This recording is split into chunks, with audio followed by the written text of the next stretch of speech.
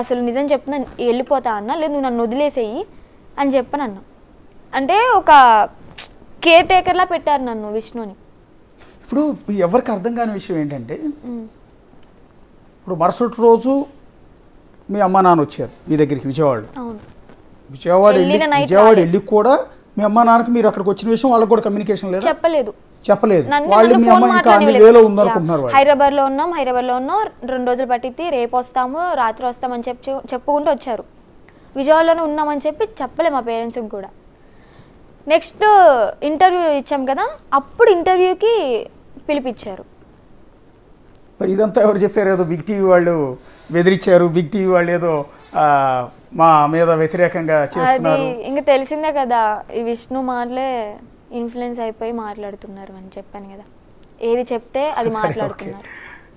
అంటే ఇప్పుడు మా డాడీకి హెల్త్ బాగుందండి, బ్రెయిన్ స్ట్రోక్. తనకి నిమిషానికి టెన్షన్ వచ్చేస్తుంది కదా, వెంటనే ఏదైనా క్వశ్చన్ అడిగినాక టెన్షన్ వచ్చేది. ఆయన మాట తీరు కూడా సరిగ్గా లేదు. ఇప్పుడు మమ్మీ అంటారా, మమ్మీకి కొంచెం మాట్లాడడం తెలియదు.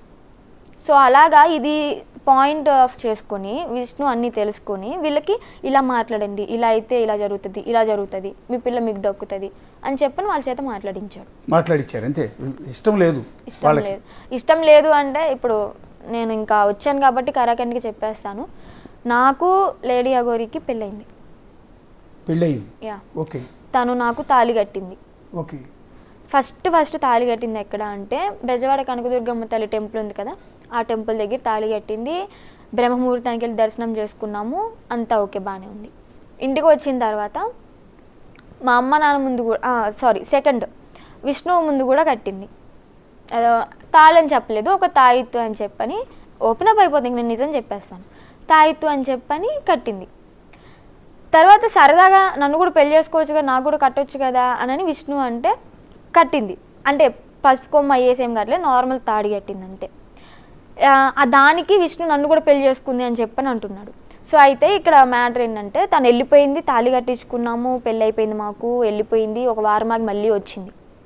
వస్తే ఏం చేసిందంటే చెన్నై నుంచి నాకు ఒక గోల్డ్ చైన్ కొనుక్కొచ్చింది.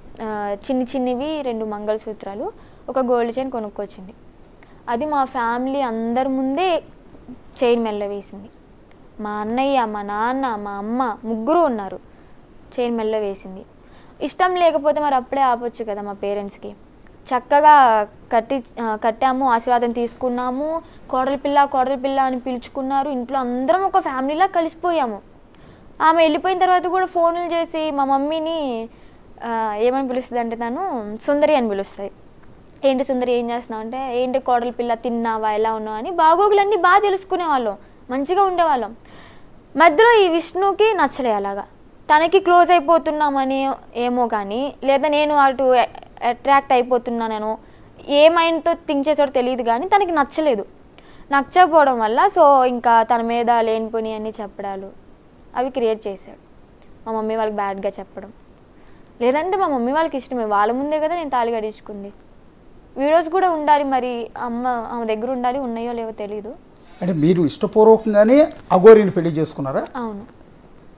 అంటే ఏంటి అంటే మీరు అనుకోవచ్చు ఒక అబ్బాయిని పెళ్లి చేసుకుంటే మంచి లైఫ్ ఉంటుంది కదా అని. నేనేంటంటే తన జెన్యూనిటీ నాకు నచ్చింది. తన అమ్మాయా అబ్బాయా అదర్సా అని నేను ఎప్పుడు థింక్ చేయలే. జెన్యూనిటీగా ఉంటే చాలు, నాకు ఒక తోడు ఉంటే చాలు. పిల్లలు అంటారా ఏదో ఒక అనాథాశ్రమంలో తెచ్చుకుని పెంచుకోవచ్చు, వాళ్ళకి లైఫ్ ఇచ్చినట్టే అవుతుంది. ఇంకా నాకు సెక్స్ అంటారు, సెక్స్ మెయిన్ కాదు. నాకు ఎప్పుడు సెక్స్ మీద ఇంట్రెస్టే లేదు. సో అలాగా తనకి ఒక లైఫ్ ఇచ్చినట్టు అవుతుంది. నేను కూడా తనకు తోడున్నట్టు ఉంటుంది, తను నాకు తోడున్నట్టు ఉంటుంది. ఓకే, మేమిద్దరం మనస్ఫూర్తిగా మా మనసులు కలిసాయి, మనస్ఫూర్తిగా ఇష్టపడ్డాము, పెళ్లి చేసుకున్నాము. వీళ్ళకి తెలుసు ఆల్రెడీ, అందరికీ, మా ఫ్యామిలీ అందరికీ తెలుసు, విష్ణుకు కూడా తెలుసు. కానీ ఇక్కడ వచ్చింది ఏంటంటే ఒక అబ్బాయితో లేచిపోయినా కానీ మేము అనుకునే వాళ్ళం కాదు. నువ్వు అటు ఇటు కానోడితో ఎలాగ వెళ్తావు అని చెప్పనంటే, మరి ఇంట్లో తాళి కట్టినప్పుడు మీరేం చేశారంటే దానికి ఆన్సర్ లేదు మా వాళ్ళ దగ్గర. అది కరెక్టే కదా, ఆన్సర్ లేదు. సో అలాగ తన్ని ఇష్టపడడం అయ్యింది. తనతో పాటు సహజీవనం చేయడానికి ఇప్పుడు నేను మేజర్ని, ఎవరినైనా ఇష్టపడవచ్చు, అమ్మాయిని ఇష్టపడవచ్చు, అబ్బాయిని అలాగ ఇష్టపడవచ్చు, పెళ్లి చేసుకోవచ్చు, సహజీవనం చేసే హక్కు నాకుంది, నాకు ఇష్టమైన వాళ్ళతో ఉండడం.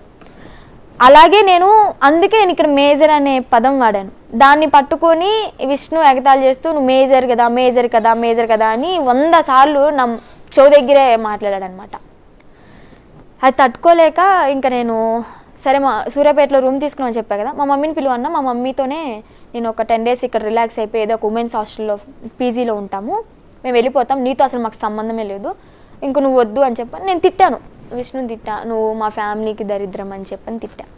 దానికి ఓకే నా దరిద్రం నీకెందుకులే, నీ కర్మ నాకు వద్దు అని చెప్పని కటిఫ్ చేసుకున్నాను. నిన్న నైట్ కటిఫ్ చేసుకున్నాడు. ఇంక మా మమ్మీ వాళ్ళు వచ్చారు, 2కో ఏమో వచ్చారు మా మమ్మీ వాళ్ళు. ఇంకా అప్పటికప్పుడే బయలుదేరి బస్సు కోసం వెయిట్ చేస్తూ 5:30కో 6కో సూర్యాపేటలో బస్సు ఎక్కాం, విజయవాడ బస్సు. విజయవాడ వచ్చాము. విజయవాడ వస్తే మమ్మీ నన్ను ఎక్కడ తీసుకెళ్తున్నారు మమ్మీ, ఇంటికే కదా తీసుకెళ్తుంది అంటే ఇంటికే అని చెప్పని విజయవాడ వచ్చేదాకా నమ్మిచ్చారు. విజయవాడ వచ్చిన తర్వాత రేపల్ల బస్సు ఎదుగుతున్నారు మా సొంతూరు తీసుకెళ్ళడానికి. అక్కడికి నేను రానని చెప్పా, అమ్మ నేను ముందే చెప్పా, నేను మన ఊరు వస్తాను, నేను కాదంట్లా, కానీ నాకు రెస్ట్ కావాలి, నా మైండ్కి రిలాక్స్ కావాలి, ఈ గొడవల మధ్యలో నేను